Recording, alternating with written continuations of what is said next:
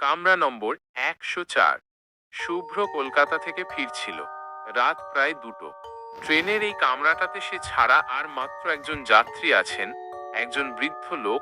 চাদর মুড়ি দিয়ে ট্রেনের এক কোণে বসে আছেন। স্টেশনের পর স্টেশন পার হয়ে যাচ্ছে, কিন্তু বাইরের অন্ধকারে প্ল্যাটফর্মগুলো যেন ঠিক চেনা যাচ্ছে না।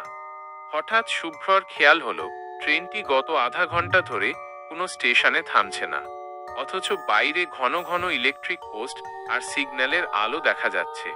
সে সামনের বৃদ্ধকে জিজ্ঞেস করলো, কাকা, পরের স্টেশনটা কি আসবে বলতে পারেন? বৃদ্ধ কোনো উত্তর দিলেন না। শুভ্র ভাবল লোকটা হয়তো ঘুমিয়ে পড়েছেন। সে ট্রেনের জানালার কাঁচের দিকে তাকাতেই তার রক্ত হিম হয়ে গেল। জানালার কাঁচে ট্রেনের ভেতরের যে প্রতিফলন দেখা যাচ্ছে, তাতে দেখা যাচ্ছে শুভ্র একা বসে আছে। বৃদ্ধ লোকটির কোনো প্রতিফলন নেই। শুভ্রর বুক কাঁপতে শুরু করলো। সে সাহস সঞ্চয় করে আবার বৃদ্ধের দিকে তাকাল।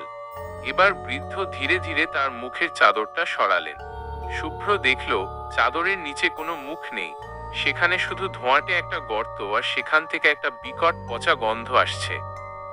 বৃদ্ধ হাসার মতো একটা শব্দ করে বললেন, এই ট্রেনটা তো কোথাও থামে না খোকা। আমরা সবাই শুধু টিকিট কেটেছি, কিন্তু নামার কোনো স্টেশন নেই। শুভ্র চিৎকার করে উঠে কামরার দরজার দিকে দৌড়ে গেল, কিন্তু সে দেখল কামরার দরজায় কোনো হাতল নেই। ট্রেনটা এখন অবিশ্বাস্য গতিতে ছুটছে। সে জানালার বাইরে তাকিয়ে দেখল ট্রেনের নিচে কোনো রেল লাইন নেই। ট্রেনটা যেন মহাশূন্যের এক অন্তহীন অন্ধকারের মধ্য দিয়ে এগিয়ে চলেছে।